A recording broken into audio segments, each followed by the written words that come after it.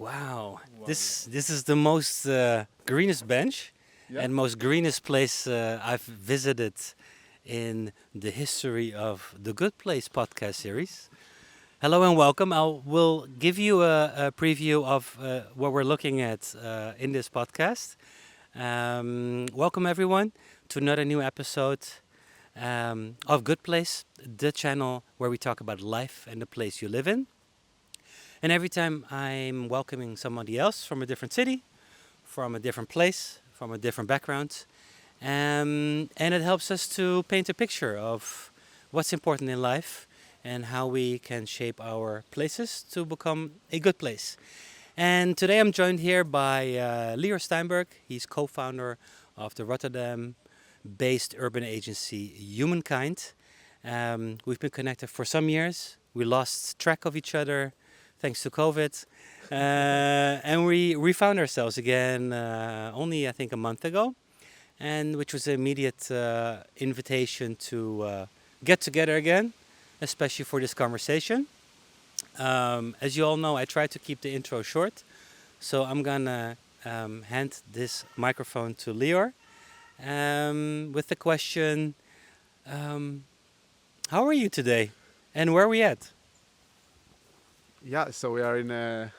How am I today? Yeah, I'm great. I'm super happy that you for this invitation, and my counter invitation for you to come here to Rotterdam, to my neighborhood, Delfshaven. We are in a small park. Beautiful.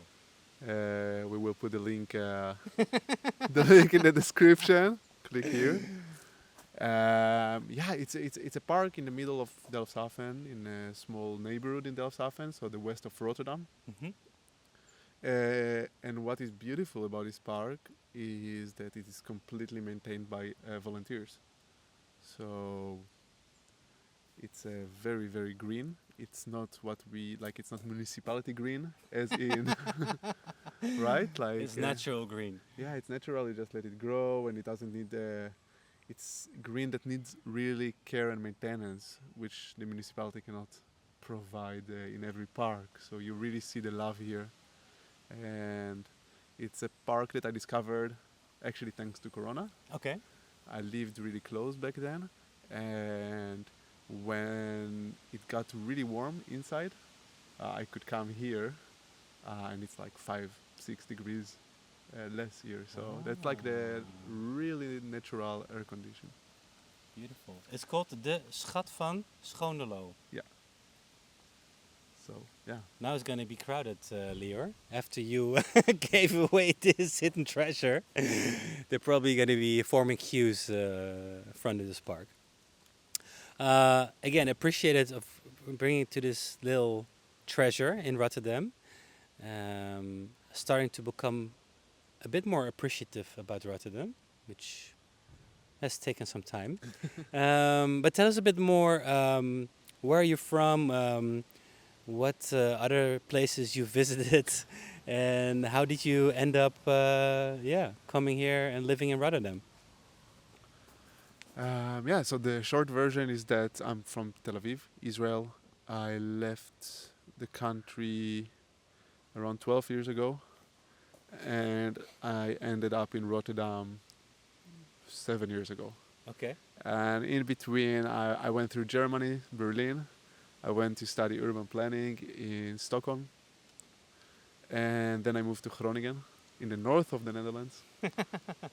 And the idea was to do an exchange semester there for a few months and go back to Sweden.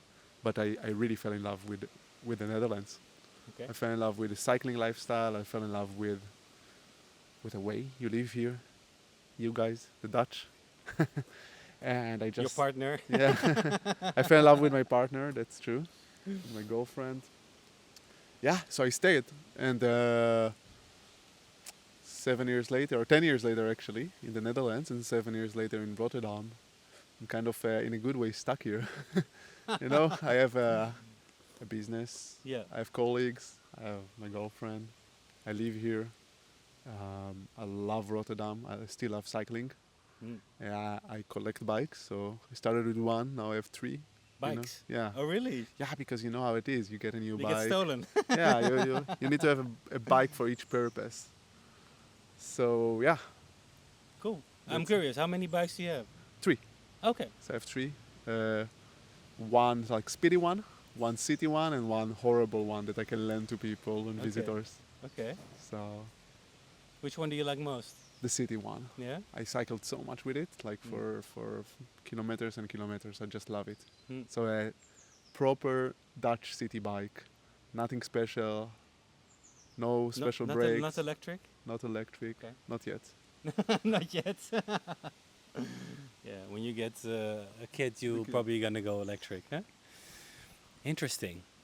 And what is it about Rotterdam that, I mean, you have something to compare because you, of course, lived and studied in Groningen. What's it in Rotterdam that you like so much about? Yeah, so so as I said, I love the Netherlands. I love Dutch cities. That's so also Amsterdam and Utrecht and Yeah.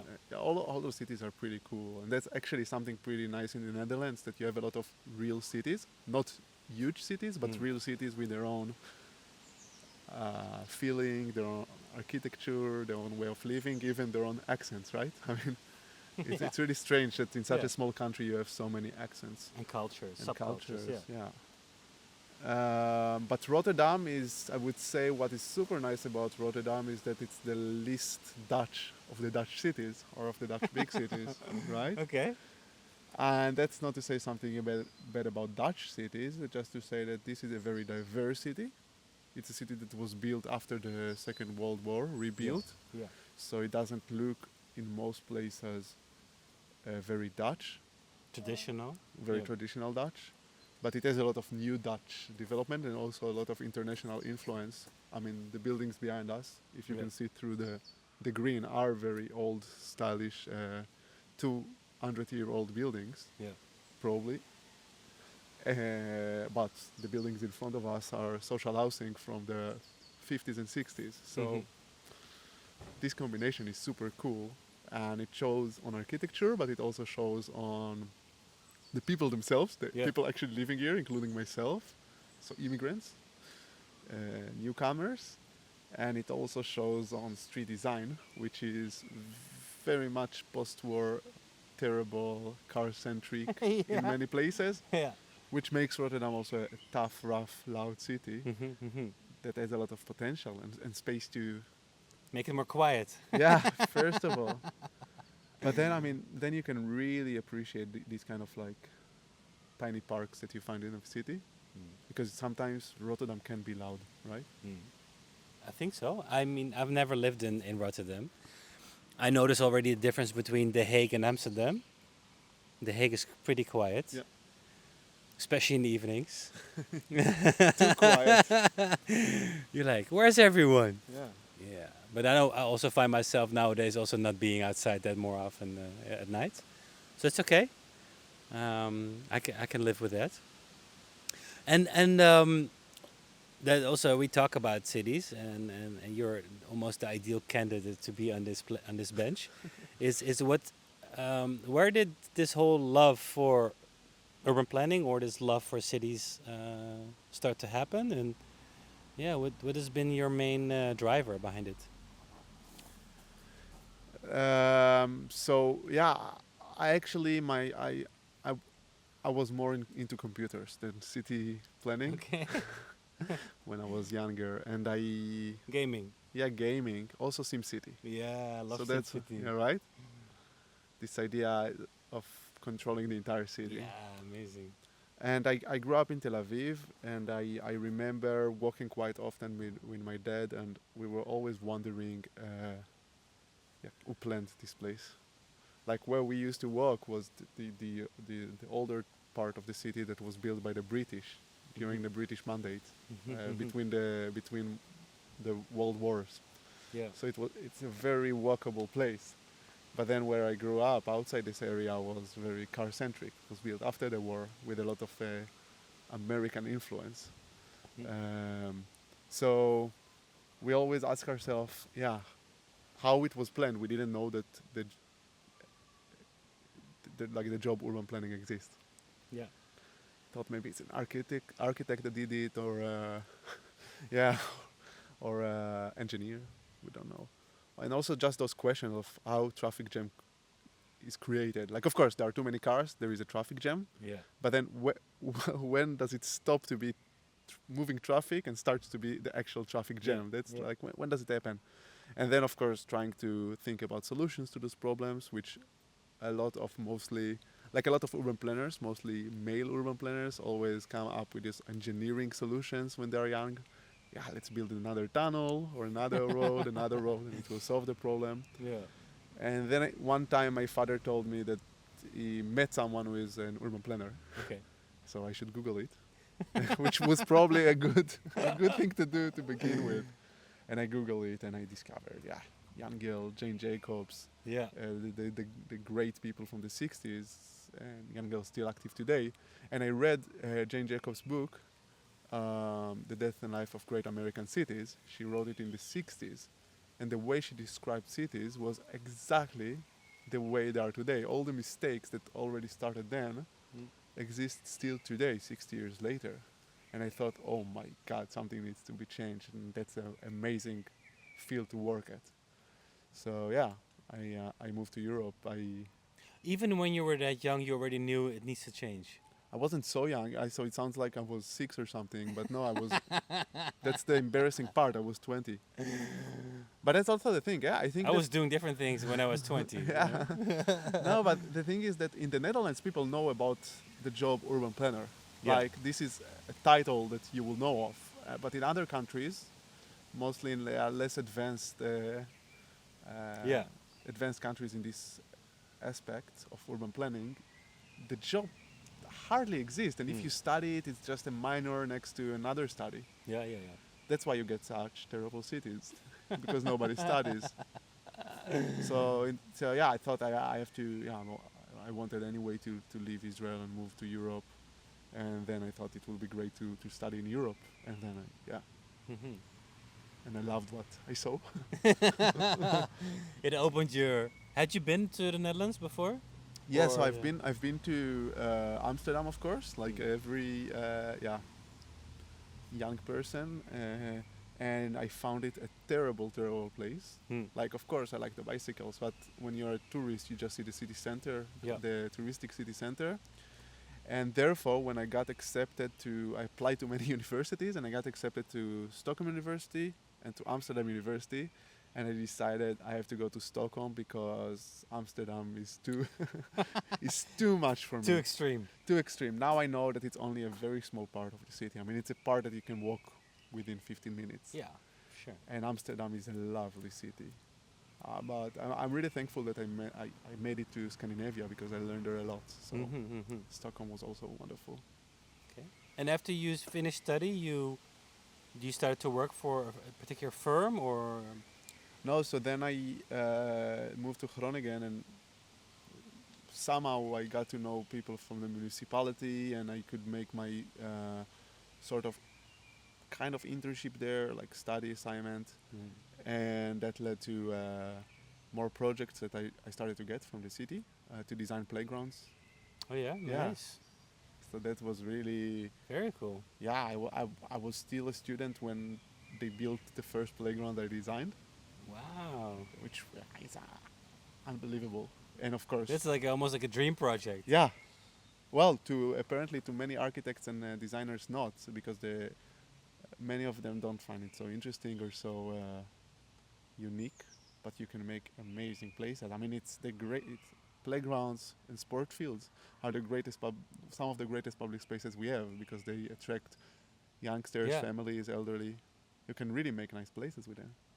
Well, I'm more into playgrounds. The Hague has some nice ones. Yeah, but also, my kiddo, of course, discovered the swing and the glijbaan. Yeah. The slide and the swing and the slide. This is the most favorite ones. Yeah. And in March, thanks. In March, we went to Valencia for a month, and unbelievable. Like every corner had a playground. they have much more children, right? It almost feels like they have more children there. Yeah, but it's also a social phenomenon. So even from a previous episode, we talked about even cafe owners opening up their cafes next to playgrounds because it's almost a gold mine So you have parents waiting. in line, and they're all like And an ice cream. You need to open also an ice cream. yeah, Then or an you- ice cream shop. Yeah, yeah. was that Fred Kent, right? Yeah, ice cream does it.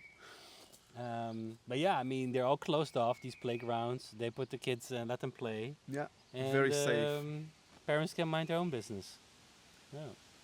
Yeah, you do see. I mean, I do notice the difference between how children play in different cities, and of course, children are the same, right? They're all born the same, no matter where they're Yeah. born, or no matter their background, their religious, their ethnicity, right? But so quickly, the differences start to show, even in Europe, which is, I mean, Spain and Netherlands are so close to each other, and Yeah. there are huge differences. Absolutely. And in the Netherlands, it's very individualistic. Yeah. So it's very common to see a child plays alone because the playground is empty, but also two children not playing together, just next to each other. And then you go to a place like Spain, and It's everywhere. it's louder and it's crazier. Yeah, I love it. It's funny that this whole individualism also happens with children already. But I mean, the individualism is coming from the parents, right? So Oh, sure. it's very normal. Yeah, you will just go out alone with your child to the playground and just sit there and allow them to play, right? Mhm. And not always there are people because the climate is not so inviting. Hmm. So yeah, it's very interesting to see, and actually even the differences between France and the Netherlands are quite big if you look at public space. Even that the weather is quite similar. So it's interesting how every city has Yeah, and same as like public benches where we're sitting on. Like the notion in Spain, there's a public bench everywhere, every corner. and people are actually using them. Yeah, I think that I mean I mean the Netherlands is a great example for great urbanism and especially active mobility, cycling. But I cannot wrap my head around the fact that in almost every project I participated in, the demand from residents was to get rid of benches or not to introduce new benches. Like people are so afraid of people sitting on benches in front of their house. And I mean, if you go walk on Strangers. yeah, strangers. So in general, the worst is youngsters, right? Yeah. I mean, there is even a term for it, right? Hang jongeren. Yeah, hanging youngsters, Youngsters. hangjongeren. Yeah. Yeah. So if you don't have benches, hardly, and everybody who is sitting on a bench is stigmatized as a hanging person, and you start removing those benches, what you get is that the less wanted people have less and less benches to sit on, which Sure. makes every bench a sort of source of troubles and complaints. And the municipalities don't want those complaints, so they sometimes end up removing benches, which is crazy. Yeah. Or hostile architecture. Or style architecture, or I find it incredible because I think it's the same group of people who complain about youngsters sitting outside is exactly the same group of people complaining about youngsters stuck behind their computers. So They don't like youngsters. yeah, they don't like youngsters. So we all want youngsters to be more outside, meet each other, but we don't want them to be loud, Yeah. which is such a misunderstanding of growing up. We need those places. We need youngsters to do stupid things in the public space. And sometimes it can be really annoying because it's outside your window and you're trying to take a nap. But if it happens sometimes, I mean, that's part of living in the city. Yeah. Exactly. Otherwise, you have to move out and go somewhere quiet. Yeah, but I feel that there is many, like, often this idea of some people paying so much to live in a city because it's very expensive to live now in cities. Yeah. The cities are more expensive than the countryside, but they expect that they could get all the benefits of the cities, which is the benefits of the cities are incredible. I mean, you have access to so many jobs, Yeah. access to so many services and leisure and nightlife and parks. You have all this access and of course public transportation, but they don't want any of the problems that come with it. So yeah, everybody wants a shop next to their house, but the shop just need to be 1 block away because otherwise it makes too much noise to them. And the same for a park. So yeah, that's the NIMBY, the not in my backyard. What are things you get annoyed by in your neighborhood? I get annoyed by the fact that probably 60 to 80% of the public space is, or of the street space is given to cars. It's it. Cannot I cannot explain how much I get annoyed by that every day I'm walking outside. I'm walking on, and then that's like my curse, my a little bit also my job. Like I get out, and I see all those cars parking there and driving, and I'm thinking this is impossible. That we are wasting so much space on metal boxes. This is just not normal. I mean, we are living in a city with great bicycle infrastructure, like great, like world class. Yeah. Um, metro system, trams, shared mobility services, uh, very good train throughout the entire country, and also throughout Europe. I mean, you can get from here to Paris within 2-3 hours. Yeah. From true. literally from this bench to a bench in Paris within 3 hours, right? I mean, you can cycle to the train station, can go to London. Sounds like a video format. Yeah, Yeah, nice. yeah. Ooh. Hey, bench to bench. Bench to bench in 4 hours. Yeah, so you have all the services. You can order things. You have all the shops around, and yet people cities design Yeah. the streets to accommodate so much cars, Yeah. and removing car spaces or parking spaces from the city is almost unbelievably impossible job. And Yeah. that's annoying because Do you also don't own a car? I don't own a car. No.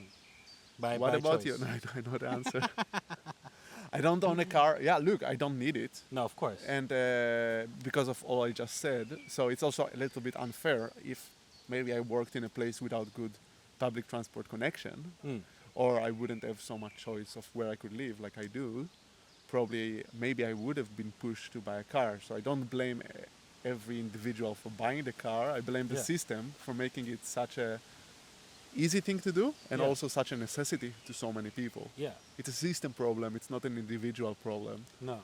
But the system changes the people, and then the people become very addicted, and Yeah. that's the problem. Yeah, it's interesting, the system. Yeah. I mean, also did not own a car in Amsterdam, where I lived for 15 years. Yeah. Yeah. But you also changed kind of your family grew, right? So, I mean, do you feel that you really need more the car now with like a baby, with a child? No. Okay. I don't think it's the kid that we need a car. No. I do think that the problem lies that still the system shows that by train or public transport it still takes longer than by car But within the city or outside the city? outside the city. Yeah. So If you go from The Hague to Amsterdam or The Hague to Rotterdam, yeah, going by public transport is twice as long almost. yeah, and It's the same with going international train versus going by plane. Yeah. If train would be cheaper, it's all these kind of system things, then people would take more the train. yeah, this is something I really try to explain when I go abroad to give like workshops and courses about cycling. I try to explain to people it's not that Dutch people are people abroad. I try to explain to them it's not that Dutch people are better, stronger, care more about the environment, and therefore they cycle more. It's just that when they open the door and need to get to school, they make this calculation: should I use the car or should I use the bike? Yeah. And in most cases, the bike is the faster way. Yeah. And the Within moment, the city. yeah, within the city, and Yeah. the moment the destination calls for, like driving is the faster way, and they have a car, they would buy a car. And the sad thing about the car is that once you buy it,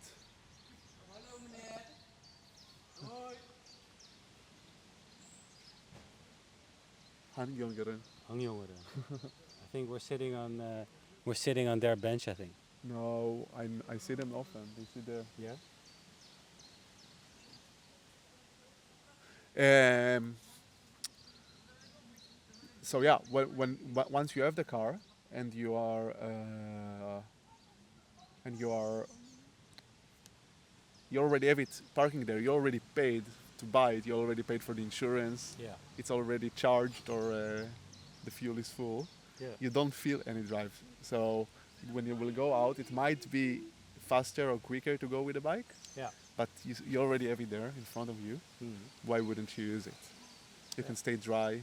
It might be a little bit faster. Yeah.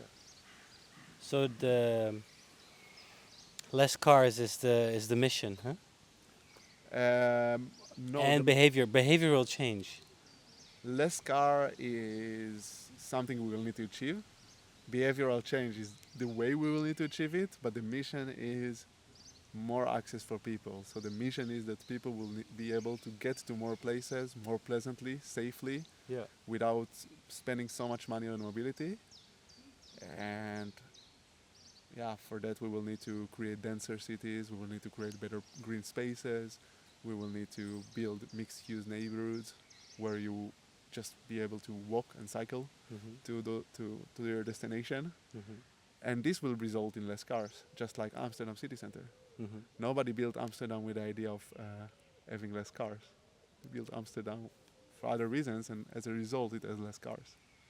Yeah. Whereas back then, it probably didn't have cars when Amsterdam was built. Exactly. So Amsterdam But is when very Rotterdam old. was rebuilt, it was. Exactly. So Yeah. when you build it for cars, you get cars. When you build it for people, you get people. It's as easy as that. Yeah. Yeah. So is Rotterdam in a good place, Lior? Rotterdam is. So as I said, it's a cool city, it's a diverse city, but it is also a very polarized city. Mm-hmm. It's cities of a lot of contradictions. Mm-hmm. It has extreme poverty in Dutch standards, Yeah. and also a lot of wealth. Yeah. It has a lot of happiness and creativity, but also quite a lot of sadness. And it has a lot of cyclists and a lot of drivers. And you can see it also with the results of the elections. I mean, Yeah. you have here the extreme right and the extreme left. Um, you have here neighborhoods with people making a lot of money, and those neighborhoods are very not diverse in terms of people's backgrounds. And then you have poorer neighborhoods with a lot of diversity, but not enough access Mm-hmm. to good schools, to good, Yeah. and then also You're stuck. Yeah. yeah. So it's a city that some things are going very good in, and there is a lot of place for improvement, which is great. I like it, but it's also a city where you see a lot of people, that really have challenge, and you see it in many of those big, diverse cities, London, Mm-hmm. Rotterdam, Paris, Yeah. Brussels. Yeah. But that's the future of Europe. So we have to embrace it. Yeah, and many times it starts on a bench. I mean, just speaking with strangers. So Yeah. Yeah. that's Yeah. Yeah. Yeah. The world starts with yourself, as they say, right? yeah, Yeah. Are you in a good place, Lior? yeah. I'm in a wonderful place. Nice. So I live in a city I love. I have great colleagues, great friends here, um, and I'm working in a job that is really my dream, Yeah. right? So Yeah. what could you ask for better? I can create projects that are about mobility and about green spaces. Mm-hmm. I can, and I do. It's Ju- very much about people. Yeah. So I mean, Yeah. I mean, that's and of course mobility and so on. But again, it's very people focused. It's like almost like Hello. anthropology, sociology. It's about that. Yeah, exactly. But when I decided to stop with computers and computer programming and go for urbanism, I thought, yeah, I want to be outside and Yeah. be on the public space. But yeah, then you end up seeing that most of the time you are behind the computer still. I mean, urban planners at the end of the day, Yeah. often they are writing on the computer, they are drawing. Yeah. On the other hand, this job is so diverse. I mean, at least where I am at, I can travel in the Netherlands, but also in Europe and around the world with my job. I get to speak with a lot of people during projects, so both professionals but also just citizens. And in many ways, it is what you make from it. So you can just work together with residents and create green space like we have here around us, and Yeah. then really work with your hands, Mm. or you can make a plan behind the computer. And I'm lucky enough that I can jump between those.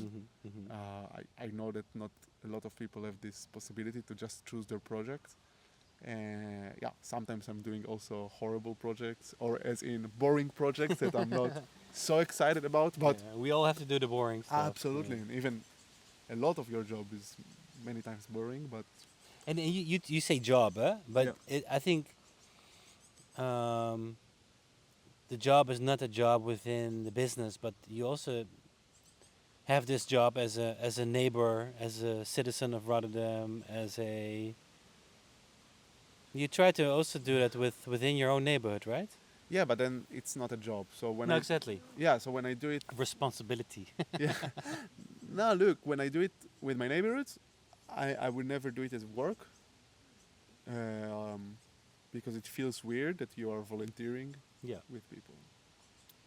But you're initiating in your neighborhood, or Yeah, I'm yeah. I'm coming up with ideas, but I have a lot of neighbors that have skills that I don't have, and this combination we can create nice projects, like creating green projects. Some of them know better how to build things. Some of them know how to work with the with plants. I can make the plan, for instance, Yeah. or apply for a subsidy. And this is so nice because it really creates bonds between Yeah. people, and Yeah. like people that are have completely different stories and backgrounds. So this I do in my neighborhood, and I love it. But it's funny because it's kind of also what I do Yeah. in my business in other neighborhoods or other cities. Yeah. Exactly. But just because I love it so much. Yeah. So as I told you, I cannot stop thinking about how car-centric my neighborhood is. Yeah. So when I go out, I'm just thinking, okay, we have to change it, and it's not my job now. It's not a task that I got, but I have to change it, which is actually quite interesting. Do you think that people living in the city should work for the municipality because they kind of have then influence on their own environment? As a to get some sort of sense of ownership, you mean, I don't know. I or mean, responsibility? if you look at the municipality, you see a lot of Rotterdammers, Hmm. right? The municipality of Yeah. Rotterdam, and Yeah. then you see also outsiders. What is better for the city, to have the outsiders or the locals? The locals that follow some sort of community assignments. Yeah, but then I mean there is always this conflict of interest, right? Yeah. But I mean it's part of. I mean, Yeah, but you connect with your neighbors around hyper local initiatives and projects, and you connect and you bond and you feel responsibility. That's also what I like in like these volksbuurten, right? These yeah, not kitchen gardens, but community gardens. yeah, community gardens, but also like the more where everybody seeks out for each other, Yeah, where everybody knows each other, where everybody yeah. There's a lot of social control around it, yeah, but it does create some sort of sense of belonging. yeah. You know, they probably will probably never leave a neighborhood. Or you will run away because of all the social control, right? That's what happens in those small Yeah. villages and towns Yeah, where yeah. youngsters sometimes want to just run away. They just want to run away. But you know, Jane Jacobs said it about what makes cities so great is that in a village, you have complete familiarity. Everybody knows everybody in a village. Yeah. And big cities, and even not so big cities, have a lot of anonymity. You can do Yeah. ridiculous things and nobody will Yeah. recognize you. But really great cities allow you to jump in between. Mhm. So in the city you're anonymous, but then in your neighborhood you know people, Yeah, and you get yeah, the yeah, advantages yeah. of both those villages within the city. Yeah. And this is something, I mean, you see it in different neighborhoods, and you see some of those villages within the city that it's going better and some worse. But this is the art of making great cities is these combinations. Yeah. I mean, I was also struck. I hosted a talk about how to meet your neighbor a month ago, and I was also struck by the fact that so many people don't know their neighbors. And of course, they're part of a flat or apartment complex Yeah. or all these more anonymous kind of things. And there's some people that actually really make an effort because they just want to know who lives in their building and who are they surrounded with, you know? But that's It's also a bit of safety or, I don't know. no, again, I think again I'm looking at it as a planner, and there is a lot of research showing it. You are many times we think that we have we can choose it ourselves, right? Or if we will just join your talk and learn how to approach people, I mean, it will help, right? Because Yeah. maybe you will get some courage and you will speak with Yeah. someone. Just need one idea. Yeah. Yeah. So this helps, but actually, research shows that in streets that have less traffic and more public space, Yeah. people know each other more. Mm. And those people are not better people, they just ended up living in a street that Yeah. is designed with benches, it's designed with. Yeah. Where people can actually have an opportunity to meet each other and get to know each other. Yeah. Yeah. Very good. Good thinking, planner. I mean, now we just need to do it, right?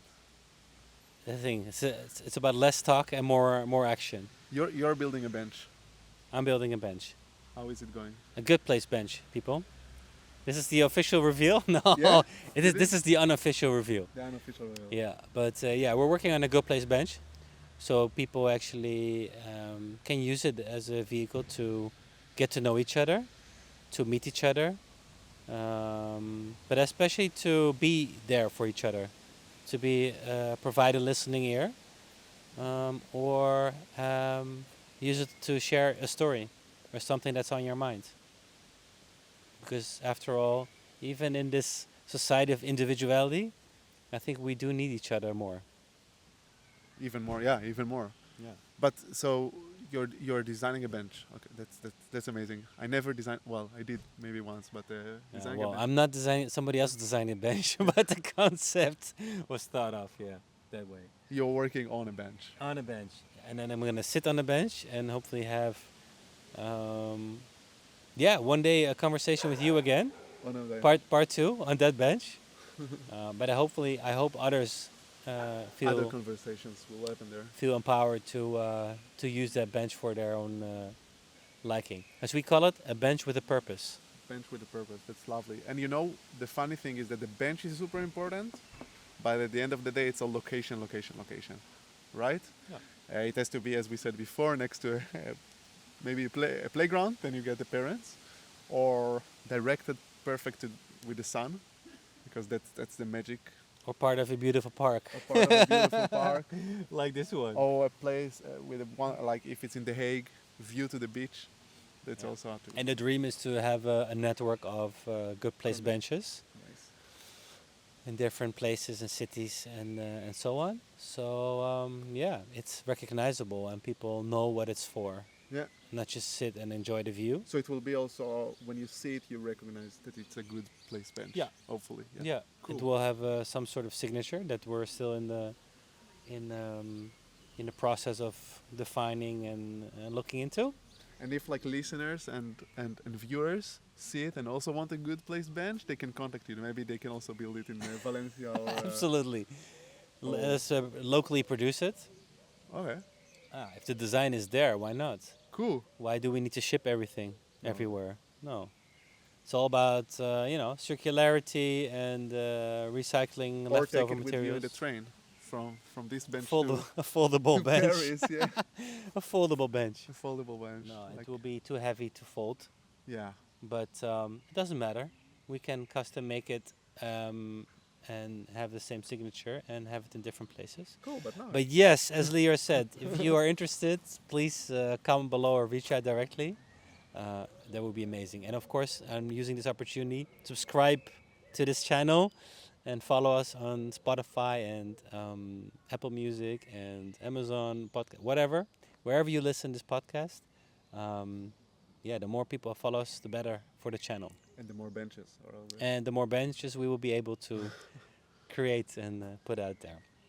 Lior, we're heading towards the end of this great conversation. I would love to give you a question,